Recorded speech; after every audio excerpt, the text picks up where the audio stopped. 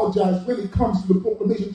And by the way, I don't have to preach in the church. I could preach in the street corner. I could preach in the project. I could preach at your home. You invite me. I'll preach 1 person audience. I'll preach 100,000 person. I'll preach no matter what audience you put in front of me. I'll preach. I'll preach in my dreams. I'll preach in my sleep. I'll preach in the bathroom. I'll preach in the shower. I'll preach while I'm driving. If you noticed, if you were there when you saw, my sons and I, and we were driving, and I was preaching while I was driving because that's nature. Yes, sir. Amen. Are you with me? Yes, sir. Praise the name of God. Amen. Sister Brenda, good to see you. You thought I would not notice you. Good to see you.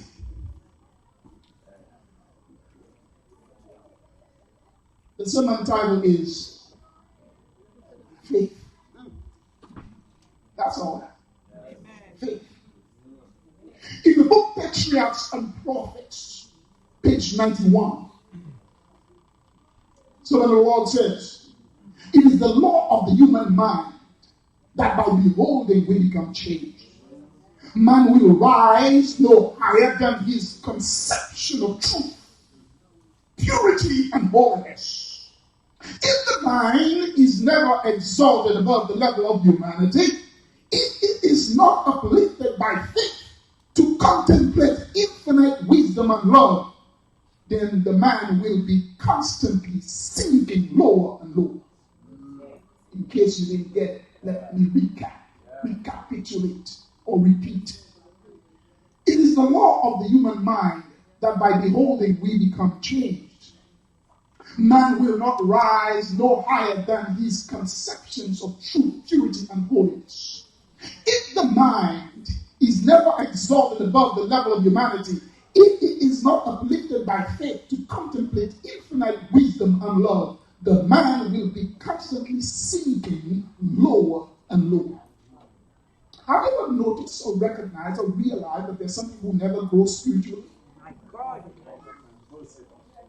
As a matter of fact, there's always growth. What kind of growth? There are some people who do not grow spiritually. The moment you stop growing spiritually, you grow in a different direction. But there's some growth going on. You think you're not growing older? Every living thing grows. Amen. We grow older. Yes, sir. Weaker. Or stronger. Bigger. Or feeble. Or smaller. There's some change that is happening. When God sends a message, he means business. Man's reaction is that God is not that serious. So we think. God is direct, precise, truthful, accurate, and definite. Man is flawed, contemptuous, blasphemous, rebellious, and disobedient. God dwells in the realm of peace, holiness, justice, and righteousness. Man dwells in the state of war, corruption, injustice, and evil. God is infinite in wisdom, plenteous in mercy, forbearing and long-suffering, and redemptive in forgiveness. Man is treacherous in behavior, slanderous in action, and unkind in relationship. God reaches out to the sinful and treats the faulty and seeks the fallen. Man takes advantage of the vulnerable, trample on the fallen, destroys the upright, trashes the holy, repudiates the righteous, and rejects salvation. Good and evil come to a collision at the flood. The holy and the profane locked horns, justice and injustice have on their butts in bloods. Righteousness and unrighteousness competed for the human heart. War and peace seeking to dethrone each other. Life and death wrestling for eternal destiny. Truth and error in a verbal contest. It was a dual battle between heat and cold, wet and dry, sea and sky, night and day, years and months, weeks and days, water and land, man and beast, angels and demons, God and Satan. It was a global showdown at the flood. My God. My God. My God. When I asked Elder Kingman what was the scripture reading, he told me, I told him I did not tell anybody what the scripture reading was. It was exactly the same scripture. So would you page the Holy Bible with me? Back to Hebrews chapter 11 verse 6. And then we're going to go in the Old Testament to Genesis chapter 6 and verse 5. Sister Laura, I'm going to ask you to stand and read the first one. And on this side, I'm going to ask to read for me? Terry Ann, I'm going to ask you to read Genesis 5. Genesis 6 verse 5.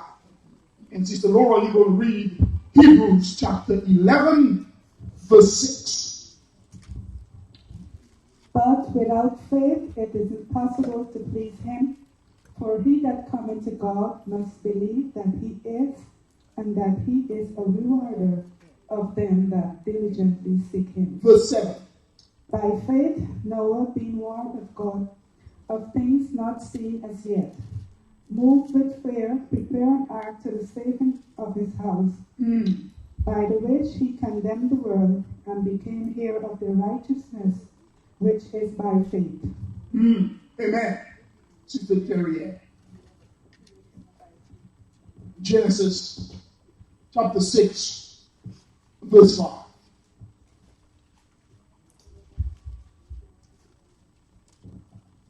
And God saw that the wickedness of man was great in the earth, and that every imagination of the thoughts of his heart was only evil continually. Paul says, without faith it is impossible to please God. For he that cometh to God must believe that he is, and that he is the rewarder of them that diligently seek him. And then he says, by faith, no. And then in Genesis, we just read where the wickedness of men grew so bad that every imagination of their thoughts were evil continuous. So when human beings thought or think, there was nothing good being conjured up in the mind. Now imagine God made man in his image, likeness, but man was not resembling God in his thought process, but only demonic thoughts. Sometimes you walk around and you see people, they look demented, possessed. Do you know that we are moved and driven by our thoughts? Our minds is the headquarters, the controlling tower, the radar center, the GPS of the body, where all decisions are made. That's where the battle is being fought between good and evil. And so you look at somebody on the outside and they look pretty and nice, well groomed and put together. But the question is, what is going on out there? For if that person is dirty and corrupt in the mind, no matter how good they look on the outside, they are ugly and dirty. You see, people make wrong choices because they base their choices on the external. But as God's people, we ought not to be amused by how people looked on the outside, on the outward appearance, but we need to take time to examine the character of the individual. We need to look deeper than just the shade of color, skin pigmentation. The allurement of structure and figure is all an illusion. It is deceptive. But when a person possesses a godly personality, a godly spirit, somehow you do not see the outside. You only see what is on the inside.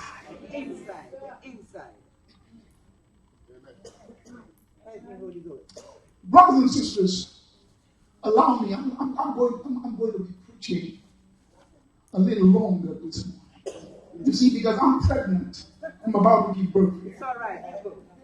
Okay, now I know some of you are accustomed of very light stuff when you go to church. You know, a nice little bedtime story. Put a pacifier in your mouth. You know those little children. There's no nutritional value whatsoever. Now, I have been weighing off that a long time. And I went to 2 churches for the 2 past Sabbaths, and I was bored. Mercy. And I fought not to fall asleep. Mercy. Because it's not my custom. I can't go to church and fall asleep. But by visiting those 2 churches, I understand or understood why some people fall asleep. Mercy. Because somehow the message is not connecting. I've never been something that is not connected. It's not reaching the heart. You see, when the heart is touched and moved by the Holy Ghost, something called transformation takes place. It is an encounter of the deep realization that God has a plan for your life. He has a calling on you. And he's about to wake you up. But unfortunately, there are some people, no matter how hot the sermon is, they'll still sleep. You know why? Because God says that when people are too deeply sunken in transgression and sin, not even the Holy Ghost could wake them up. Lord have mercy. Say mercy, somebody. Say mercy. Say grace, somebody. In Genesis, Bible says that there was one man while the whole world was sleeping, found grace in the eyes of the Lord. One human being was wide awake. I want to be awake when God speaks like we hear. But unfortunately, some people, they are snoring. They've been sleeping for so long that you can take a sledgehammer and hit them on the head with it. They will not get up. You can take a bucket of ice water and pour it on them. They'll still not get up because they have been fanned to sleep by the devil, and the devil has them so engrossed in snoring and in deep comatose of spiritual dereliction that they cannot hear when the Spirit speaks. Jesus says there were 10 young girls that represents the condition of the church, and Jesus makes it plain. He says all 10 young girls fell asleep. Sleeping is part of the human condition. But the question is, it's not a matter of why you sleep, but the preparation you make before you go to sleep. Because the preparation you make before you go to sleep will determine how you get up when you are awakened. Because when you are awakened and you realize that what you should have done before you fell asleep you did not do, then you will wake up in terrible disappointment. So therefore, most people, when they wake up after the sermon, they miss the sermon. Let me just give you a little scenario, something I experienced. And don't say the pastor is throwing stones at you. It's not my intention. My intention is to you to be saved. That's what I care about. I don't care about trying to please you or make you feel good or comfortable. Are you with me? Yes. So my 2 sons and I, we would hurry to get to church 2 Sabbaths ago. So I keep telling them, guys, we're going to be late. We're going to be, oh, Daddy, we know you always like it. I said, yes, we're going to be on time. We're going to be on time. So we finally got to the church. And when we got there, I looked at the clock. It was already after 11. So when I looked at my home, see the place was empty. And I said, oh, what happened? I'm thinking maybe it's Eastern Standard Time. This is Pacific or so time zone. But then I realized, no, we are in the right time zone. So by 1:30, place was jam-packed with people. We are living in an age and time where folk don't come to church on time anymore. And then by the time the preachers offered the benediction, the same set of people who came at 1:30 were the first one to leave. I witnessed, I saw. Now let me explain to you this phenomenon, because this phenomenon is directly connected to the days of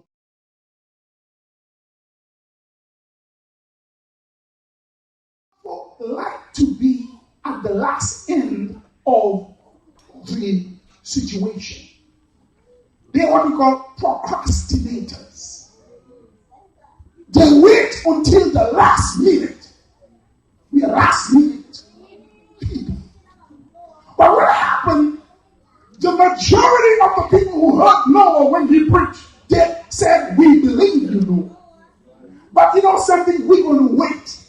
We don't like to be early." Gone. Check the batteries. Make sure it's. They said, "We're going to wait, Noah. On the last minute, we're going to come in. We don't want to come in too early. We're just going to wait till the last minute." So as a result of that, what that says is that it does not demonstrate faith. Because faith doesn't need evidence to believe. I love the way the late Dr. E.E. Cleveland extrapolated and explained faith. He says, faith is to believe in the absence of evidence. Write this down. Faith is to believe in the absence of evidence, to believe in the lack of evidence, and to believe in contrary or against contrary evidence. Faith don't need any prop. What is faith standing on? You can see it because there is nothing that faith needs in order to stand. You guys are little asleep. You guys are not with me yet. So, I pray every day, I say, Lord, please remove procrastination from me, because procrastination is not our friend. It's our enemy. Some folks gonna show up knocking on the door. I'm ready now.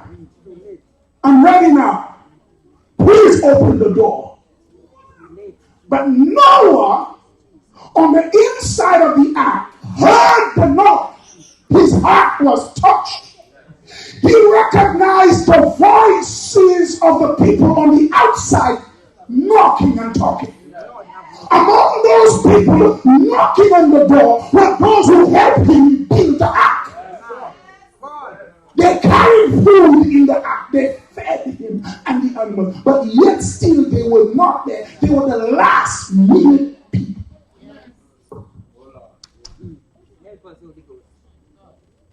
Noah could have opened the door if he was the one who had closed or shut. He would have. But Noah looked around and there was no doorknob. There was no hinge on that door. That door was shut supernaturally. I read somewhere in Revelation, the door that God closed, no man can open it. And the door he opens, no man can shut. This is why he says, behold, I set before you an open door. Behold, the door of mercy and salvation is now open. If any man hear my voice, he says, I will come in and sup with him. Hallelujah. The thing about Noah that blows my mind is that when Noah heard the voice of God and God spoke to him, Noah was about 420 years old. And God said to him, I'm going to make you a preacher. Noah had never preached a sermon before. He had no oratorical and hermeneutical skills. He had no knowledge of how to prepare a sermon and how to reach an audience. But he believed what God says, because if God said to him to do something, God must be the one that could equip him to do what he asked him to do. Too many times when God will ask us to do something, first thing we do is to question God. Faith says no. When God says something, we don't question. We just do it.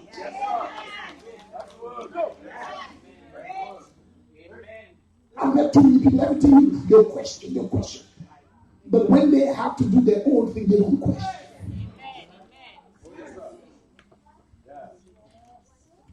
Noah had no skill and ability in shipbuilding. Noah was not a carpenter. Noah was not a shipbuilder. But a life dedicated to God can become a master craftsman, shipbuilder of the highest caliber to the wonder of the world. You see, I have seen people whom the world considers to be insignificant and nothing. People look at you as a reject, as a passersby, and they cast their nose at you and they roll their eyes at you and they brand you as being a nobody and nothing. But when the mighty God of heaven looks at you and he puts his imprimatur on you and he called you and he signified you and he anoints you, when God called and he lay his hands on you, ain't nobody can stop you from flourishing and shining for Jesus. Can somebody say amen? Nobody.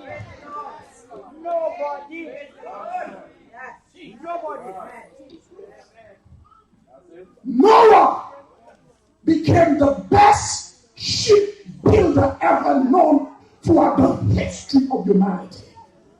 For no human being can build such a structure that could hold all the species of animals in it. By the way, let me tell you something that will blow your mind. And you will try to tell me how faith operates.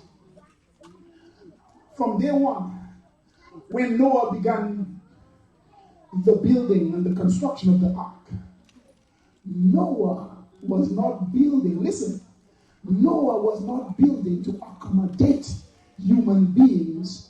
The structure of the ark was designed for animals, but yet he was preaching to people to come in. Now, I know you didn't get that. I know you didn't get that part. You see, if I or you were in Noah's place and God tells you and me to preach to people, calling on them to repent and enter into the ark, and yet still the construction does not reflect that human beings gonna come in. There are no suites and no rooms, no king size bed, no queen size, no single beds, nothing of that nature to accommodate human beings. No closet, no walk-in closet, sisters. Nothing of that nature for human beings. Noah was building cages for birds inside the ark. He was building cribs for animals and other things like stables inside the ark. The structure did not reflect that human beings were going to enter. But yet still, faith says, I believe in spite.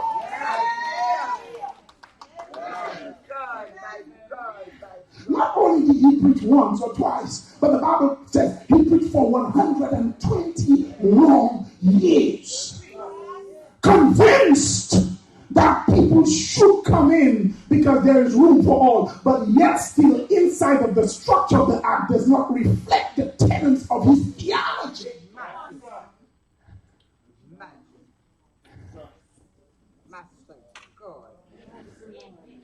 There's something mind-boggling about divine teaching, that it does not require human scrutiny and human derelictions and human interpretation. Who are we to question divinity? Who are we to question divinity? Let me tell you something. So some of you here today, God is doing something marvelous in your life, but you're allowing somebody to misinterpret what God is doing in your life. Someone is messing with your mind. And what they're trying to do is they're trying to eclipse faith. The doctor says you must You must do this and you must do that. Yeah. There's a renowned physician, a renowned doctor, one of the best in the world. He was on the WLIB and he was cross-examining question. He said, because he said the federal government don't like him, the people try to shut him down. And I'm not talking about those guys who are trying to sell products on national television. No. This guy is a physician. He is the real deal. All right? And so they asked him, they said, listen, what is the, why is it that there is a disconnect with, according to a study done with people who were diagnosed with cancer. Those who were placed on chemotherapy, 98%, according to that study done by renowned doctors and physicians and other medical institutions, said that 98% of those who were on chemotherapy did not work. The chemotherapy did not work. So why is it that they keep on pushing it as the best option against cancer? This equation is simpler than most people think. It is because of the money. Rewarded of doctors or physicians or institutions, health institutions are not being remunerated for that, except for what the so-called health organizations or the FDA have approved. And so you say, listen, for you to go against studies done by Harvard and Yale and Princeton and all, and John Hopkins and all the others, he said, listen, but that's one of the best kept secret. And the reason why it's the best kept secret, it is because you are being paid, and most doctors and nurses, if they're not being paid, they don't work. And if you don't work, then the institution fails. And because who behind the institution? The politicians. And why are the politicians behind those institutions? Because the politicians are what you call suing for them to run for election. And who are behind those special interest groups? The pharmaceutical industry, who is engineering them. They are going against what God has already prescribed for man, because they are saying that men have become more wise or wiser than God. Men have become, majority of those people don't believe in God. They atheists, agnostics, and they have taken upon themselves, they are part of the New Age philosophy. They are Satanists and the Rosicrucians and Illuminatis and Masons, and they are the ones raking the millions of dollars, and we are the victims. Lord have mercy. Have mercy. At the flood, creation met destruction, resolution met dissolution, redemption met judgment, divine forbearance met human probation, God's foreknowledge met man's short-sightedness, God's revelation met man's rejection, divine prophecy met human philosophy, his preaching versus their reason, his voice versus their noise, his sincerity versus their deception, his cry versus their mockings. God was supreme. He was the supreme designer. Noah was the master builder. The flood proved that God was serious. Noah was 480 years old when God spoke to him. He had never seen the precipitation of rain, never seen the rising of a flood, never seen lightning flash like this morning, never heard the roar of thunder, never had enough faith to believe that God was serious enough to do it. But yet he had enough faith to believe that God was serious enough to believe. From 480 years when he received the call, he had to preach 100 years. The flood came when Noah was 600 years old. For 120 years, he had to preach to unbelievers. For 120 years, he had to preach to skeptics, agnostics, deists, hedonists, antagonistics, and fatalistics. That was a serious preacher. I wish I could preach like this man.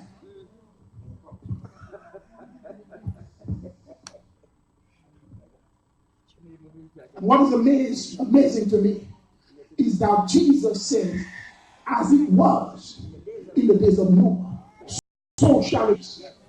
Against skeptics and agnostics and infidels and fatalistics and all kinds of isms, we are to stand on faith alone.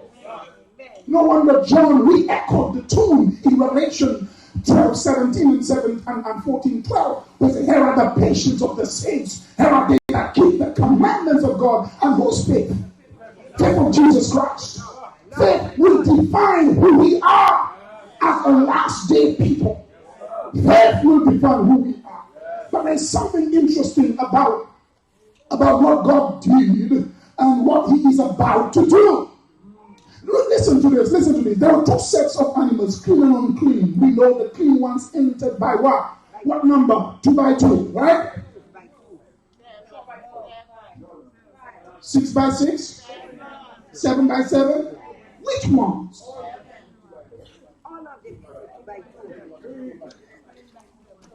Now, I'm a little confused here. Some of you, I'm hearing all kinds of answers.